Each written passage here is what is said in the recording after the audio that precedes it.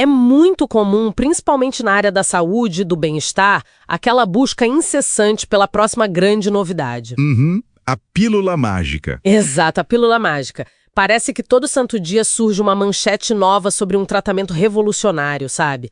Uma promessa de resultados imediatos, ou uma daquelas tecnologias brilhantes que acabou de sair de uma incubadora no Vale do Silício E que promete consertar a postura humana inteira em 3 cliques. em 3 cliques. Mas a nossa imersão de hoje vai exatamente na direção oposta disso, e de uma maneira bem surpreendente. Nós vamos explorar os detalhes, as entranhas mesmo, de um método de tratamento conservador que possui nada menos que mais de 100 anos de desenvolvimento clínico e científico. Um século de refinamento. O século. E o detalhe mais intrigante para quem acompanha a área é que, mesmo sendo centenário, esse método não ficou esquecido no passado. Muito pelo contrário, ele continua sendo a vanguarda absoluta. É a linha de frente para lidar com uma condição incrivelmente complexa, que é a escoliose.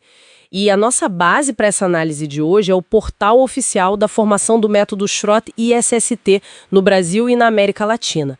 A missão aqui é entender o que faz esse treinamento ser tão denso e por que ele exige tanto dos profissionais de saúde. O fascinante aqui é que não estamos falando de um alívio paliativo. Não é uma técnica genérica de massagem ou um alongamento que o profissional consegue aprender rapidamente num tutorial de fim de semana na internet. Definitivamente não. A sigla que guia essa nossa análise, ISST, significa International Schroth Three-Dimensional Scoliosis Therapy, ou seja, terapia tridimensional da escoliose. É uma abordagem monumental. A escoliose, ao contrário do que aquele senso comum mais antigo dita, não é apenas uma curva bidimensional nas costas. Não é só aquele C ou S que a gente vê desenhado num papel. Perfeito, não é. É uma torção complexa. É uma deformidade estrutural em 3 dimensões. Dá para imaginar, por exemplo, uma escada em caracol que, por algum motivo, sofreu uma torção no próprio eixo. Portanto, o tratamento precisa obrigatoriamente espelhar essa exata complexidade biomecânica. O que deve ser um pesadelo logístico para tratar só com exercícios comuns. Trata-se de reeducar o corpo inteiro. É alterar a mecânica muscular, a postura e até reprogramar a forma como o paciente respira. O método usa a expansão pulmonar para desvirar literalmente essa estrutura de dentro para fora. É algo que desafia a nossa intuição básica e exige do fisioterapeuta um conhecimento profundo, muito além do trivial da anatomia humana. E é justamente essa montanha de complexidade que explica por que o material que a gente está analisando hoje trata a chegada desse treinamento à nossa região como um verdadeiro marco histórico.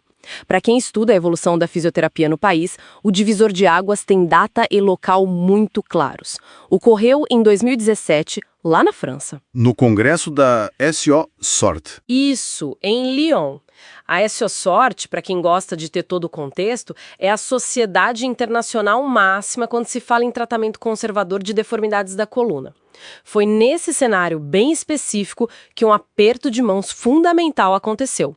O acordo foi selado diretamente com o Axel Hennes, que é o instrutor sênior do método lá na Alemanha. E é crucial entender a gravidade desse aperto de mãos. Não foi um contrato comercial simples. Não foi só pagar uma taxa, pegar uma apostila, traduzir no Google e começar a vender certificado por aí, né? Longe disso. Quem articulou essa ponte vital foi o Instituto de Escoliose, com um papel que a gente percebe lendo os materiais que foi absolutamente indispensável da instrutora regional Patrícia Ítalo Mentes. Foram eles que bateram o pé, né? Bateram o pé para trazer uma expertise global de excelência com um padrão internacional irretocável direto para o solo brasileiro. Representa uma quebra de barreiras formidável para a região. Antes desse movimento, pensa na logística. Se o profissional de saúde na América Latina quisesse dominar a terapia tridimensional original, ele precisaria investir verdadeiras fortunas. Passagens aéreas altíssimas, hospedagem na Europa, ganhando em real. Exato. Fora enfrentar barreiras linguísticas imensas, traduzir jargões técnicos do alemão ou do inglês para tentar aplicar aqui. Ao estabelecer um polo de formação oficial, com a chancela direta do Instituto de Escoliose, garante-se algo essencial: garante-se que o terapeuta formado no Brasil receba rigorosamente a mesma instrução, a mesma cobrança e a mesma carga científica de alguém formado em Stuttgart, na Alemanha ou em Nova York. É uma democratização do acesso à saúde de altíssimo nível. Com certeza, mas sem diluir uma gota sequer daquele rigor técnico que consagrou o método ao longo de um século inteiro. A barra continua lá em cima. E por falar em rigor técnico, a estrutura de aprendizado que foi desenhada para esses profissionais da saúde é algo que salta aos olhos. Chega até a assustar um pouco quem está acostumado com essa cultura moderna de cursos rápidos. É bem possível fazer uma analogia clara aqui. Entrar na formação do método SROT-SST não tem absolutamente nada a ver com se inscrever numa corrida de 100 metros rasos. Onde a meta é só pegar o diploma o mais rápido possível e sair correndo para pendurar na parede do consultório. Isso. É, pelo contrário, uma maratona extenuante, cheia de subidas íngremes. A fundação de tudo isso é o que eles chamam no material de curso básico. Mas olha, lendo a ementa, a palavra básico soa quase como uma ironia. Sim, é um básico bem avançado. Demais! O curso completo é dividido em 2 partes enormes, somando o que eles chamam de 77 horas de CEU, que são aquelas unidades de educação continuada.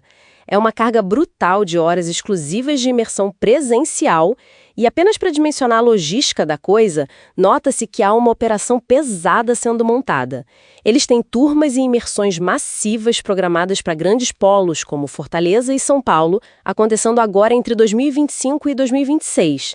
Isso mostra muito bem a urgência e a demanda colossal por espalhar esse conhecimento de forma estruturada. E se conectarmos isso com o panorama geral do mercado de educação em saúde hoje em dia, o detalhe mais intrigante de todo esse curso básico não são nem as 77 horas presenciais, por mais intensas e cansativas que sejam. Tem algo pior. O que realmente separa os curiosos dos profissionais comprometidos é o que acontece no meio do caminho.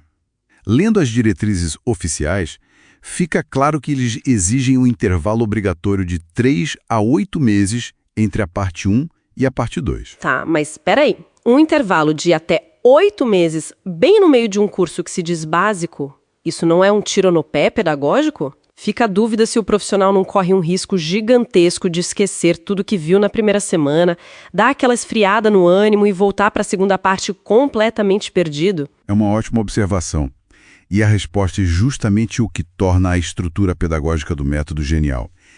Esse ato de meses definitivamente não é um período de férias. É, na verdade, um momento de maior tensão e aprendizado. A regra lá é muito clara. Nesse intervalo, o terapeuta é obrigado a implementar e praticar os elementos aprendidos completamente na sua rotina clínica diária. Então, ele tem que colocar a mão na massa de verdade antes de voltar. Exatamente. Pense nisso como aprender uma receita incrivelmente complexa na teoria. Na cozinha do curso, com o instrutor ali do lado ditando os passos, tudo faz um sentido maravilhoso.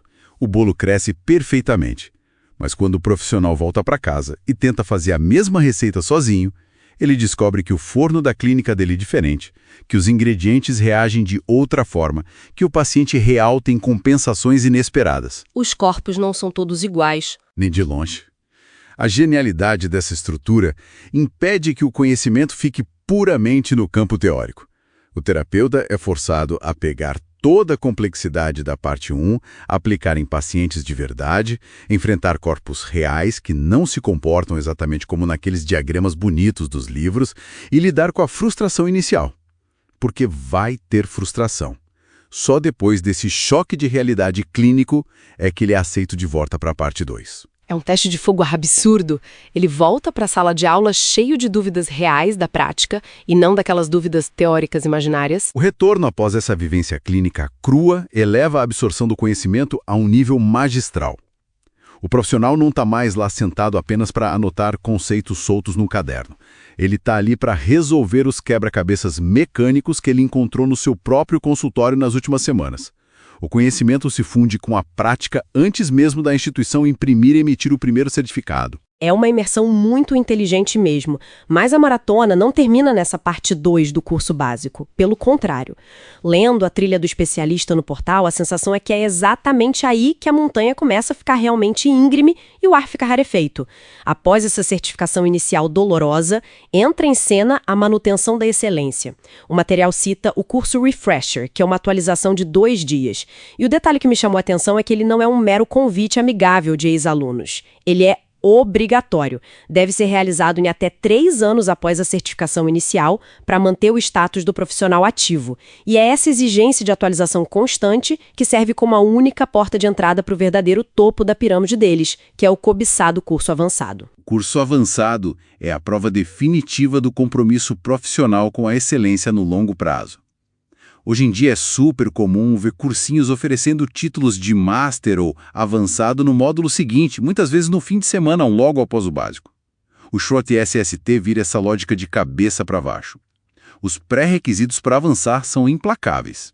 E bota implacável nisso. O terapeuta precisa comprovar 5 anos completos de experiência prática tratando escoliose após a formação inicial.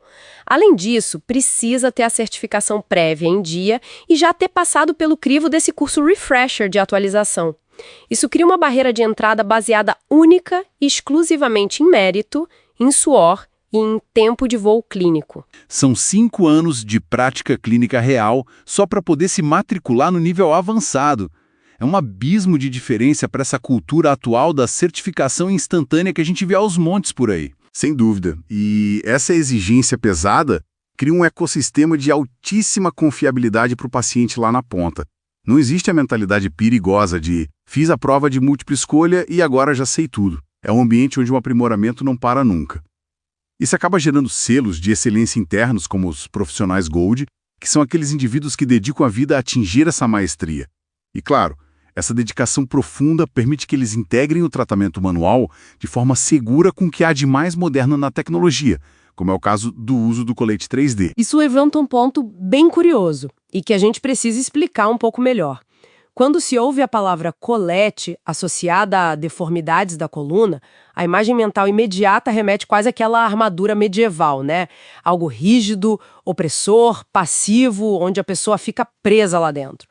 Como a tecnologia de um colete 3D se encaixa num método que, pelo que a gente acabou de ver, exige tanta ação mecânica e movimento do próprio paciente? É uma evolução mecânica e tecnológica brilhante. O colete 3D moderno, focado de verdade no tratamento da escoliose, não é uma camisa de força que simplesmente esmaga e imobiliza o tronco. Ele é desenhado de forma totalmente assimétrica. Ele possui pontos de pressão específicos nos lugares onde a curva precisa ser contida e, tão importante quanto a pressão, ele possui espaços vazios, janelas de alívio. Janelas de alívio? Como assim? Imagina um espaço oco dentro do colete de plástico. O fisioterapeuta Schroth ensina o paciente a respirar ativamente e a expandir a sua própria musculatura justamente em direção a essas janelas vazias do colete. Ah, então ele não é passivo de jeito nenhum. De jeito nenhum. O colete e a terapia tridimensional não são linhas de tratamento isoladas ou concorrentes. Eles são engrenagens interconectadas da mesmíssima máquina. O colete guia passivamente durante o dia, fornecendo o ambiente correto. E o paciente, treinado duramente pelo método, trabalha de forma ativa dentro dele. É um casamento perfeito entre contenção ortopédica e reabilitação neuromuscular. Fantástico! E para garantir que todas essas engrenagens complexas girem na mesma direção, há também um detalhe no programa de formação que me chamou bastante atenção, que é a existência de um curso para médicos. O material deles deixa bem claro que a ideia não é colocar o médico ortopedista para fazer os exercícios respiratórios no chão com o paciente, mas sim oferecer uma imersão intensa nesses princípios do tratamento conservador que os fisioterapeutas usam. Isso é uma sacada genial porque quebra um dos maiores gargalos da medicina moderna tradicional, que é o isolamento dos especialistas. Fica cada um na sua ilha. O tratamento de uma condição intrincada como a escoliose é, fundamentalmente, uma jornada que tem que ser multidisciplinar. Imagina o desespero de uma família que entra no consultório e ouve do cirurgião ortopedista uma sentença, e depois vai no fisioterapeuta e escuta outra completamente diferente. Ficam perdidos sem saber em quem confiar. Exato. Quando o médico cirurgião, o pediatra que faz o rastreio ou o médico do esporte entendem a fundo os princípios mecânicos e respiratórios que o fisioterapeuta está aplicando através do método Schroth, a equipe toda passa a falar exatamente o mesmo idioma clínico. Um médico munido dessa clareza toma decisões muito mais afiadas sobre quando é o momento exato de insistir e confiar no tratamento conservador, aliando terapia e colete, e quando, de fato, a cirurgia se faz inadiável e necessária. Essa ponte sólida de comunicação salva o paciente de receber mensagens conflitantes no pior momento possível. Isso nos leva diretamente ao coração emocional dessa nossa exploração de hoje, que é o impacto humano de toda essa estrutura monumental e rigorosa.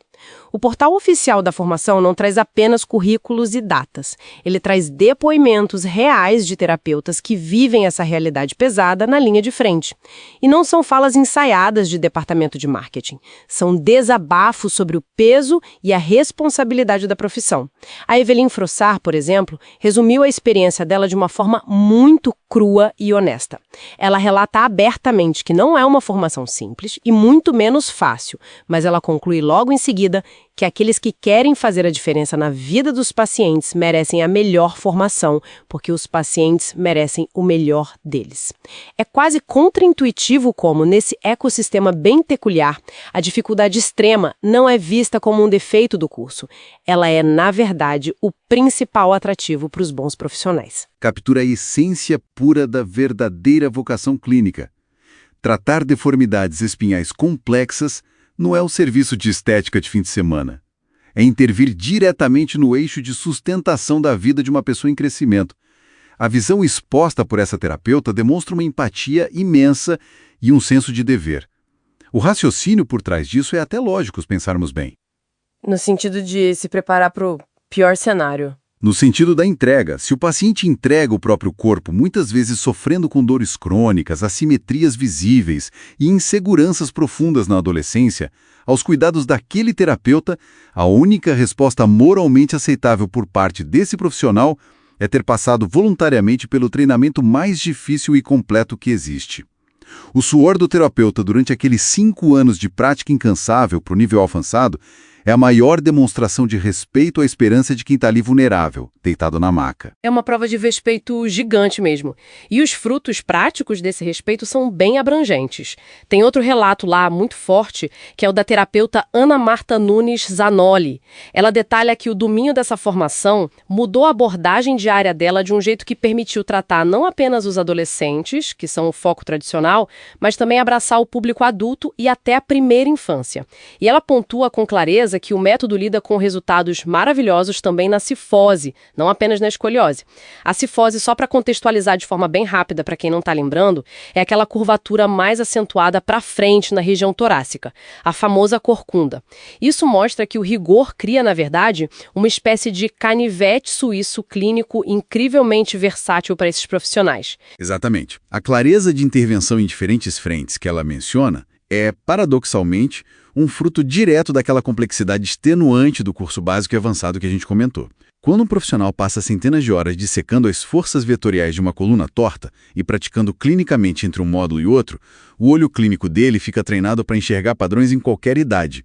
E essa menção ao tratamento de adultos é de uma importância ímpar. Há um mito muito persistente e prejudicial de que o tratamento conservador da coluna só funciona enquanto o adolescente está ali na fase de estirão de crescimento. Sim, muita gente acha que depois dos 20 anos não tem mais o que fazer, que o se ficou e acabou. O que é uma falácia gigantesca. Há uma qualidade de vida imensa, redução drástica de dores crônicas e estabilização de desgastes posturais que podem e devem ser conquistadas na fase adulta avançada. O corpo humano, independentemente da idade cronológica, sempre responde a estímulos biomecânicos se eles forem direcionados corretamente. Aqui é que a coisa fica realmente interessante, nessa interseção entre o corpo e a mente. Tem uma citação lá do terapeuta Douglas Santos que, sinceramente, deveria ser impressa e emoldurada em qualquer clínica de saúde de qualquer especialidade. Ele diz o seguinte, olha só, os CROF-AISST representa para mim uma entrega de corpo e alma para ajudar o paciente com escoliose a descobrir que ele é muito mais do que simples medidas radiográficas. Fim da citação. É profundo isso. É uma frase que transcende. Não é apenas um depoimento bonito para colocar num site. É a desconstrução em uma frase de toda uma era da medicina moderna. Historicamente, a medicina ortopédica e estrutural, por conta da evolução das máquinas, caiu na armadilha sedutora de tratar exames em vez de tratar pessoas reais. De tratar o laudo do papel. Isso. É aquela visão fria, quase robótica, de pegar um raio-x contra a luz, medir um ângulo com um transferidor ou no software, olhar para a tela e ditar todo o futuro emocional e físico de um paciente, baseado apenas se aquele número maldito aumentou ou diminuiu 3 graus desde o ano passado. O que essa citação do Douglas revela é uma revolução filosófica imensa dentro das 4 paredes do consultório. Porque, no fim das contas, e sendo bem objetivo, o raio-x é apenas uma fotografia 2D. É uma imagem estática, em preto e branco, de um único milissegundo da vida daquela pessoa, não é? Precisamente. O raio-x pendurado na parede não respira. Ele não carrega a mochila pesada da escola, não sente vergonha da própria postura quando vai na praia, não evita espelhos e não sente dor muscular ao final de um dia longo de trabalho. O paciente, por outro lado, sente tudo isso. Ele é um organismo tridimensional vivo e dinâmico. Então, quando o terapeuta afirma que a grande missão clínica é mostrar ao paciente que ele é muito maior que aquela medida isolada do exame, ele está devolvendo à agência, o controle para as mãos da pessoa. O método Schrott, por ser uma terapia essencialmente ativa e não passiva, ensina o paciente a entender as próprias assimetrias do corpo e a ajustar isso de dentro para fora.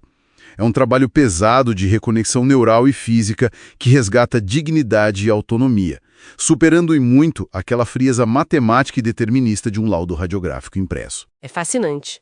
Chega a ser de arrepiar perceber como uma técnica biomecânica, cheia de ângulos e alavancas, carrega no seu núcleo uma filosofia humana tão poderosa. E mantendo o nosso radar sempre ligado àqueles detalhes que geralmente passam despercebidos numa primeira leitura, é possível notar que essa filosofia de enxergar o indivíduo de forma completa e adaptar o ambiente a ele não é só um discurso bonito de consultório para impressionar paciente novo. Um detalhe aparentemente oculto, mas incrível, que encontramos ao vasculhar o código e a estrutura do site do Instituto de Escoliose é o nível de atenção técnica dedicada à acessibilidade digital. E não estamos falando só do básico, né? Não, de jeito nenhum. Não é apenas aquele botãozinho padrão de aumentar fonte que todo site tem. O portal deles possui um menu de acessibilidade extremamente robusto. Ele oferece ajustes de alto contraste, opções de escala de cinza, modificação granular de espaçamento e altura de linha de texto e até a opção de trocar por fontes desenvolvidas especificamente para ter máxima legibilidade. E eles vão além. Disponibilizam máscaras de leitura e guias horizontais de foco para facilitar a navegação em blocos grandes de texto, além de opções para pausar qualquer animação, o que, diga-se de passagem, é um suporte implícito fabuloso para indivíduos com TDAH, dislexia ou outras neurodivergências.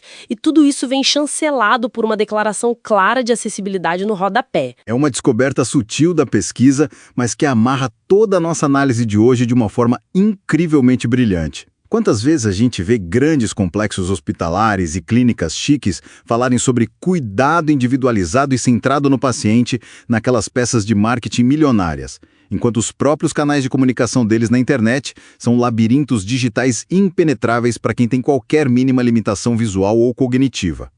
A essência pura do método Schrott SST é observar uma estrutura humana assimétrica, reconhecer sem julgamentos as necessidades únicas daquele corpo específico e então criar um ambiente terapêutico adaptado. Seja através daqueles coxins almofadados, das posturas direcionadas ou do próprio colete 3D, o objetivo é encontrar o equilíbrio e a funcionalidade.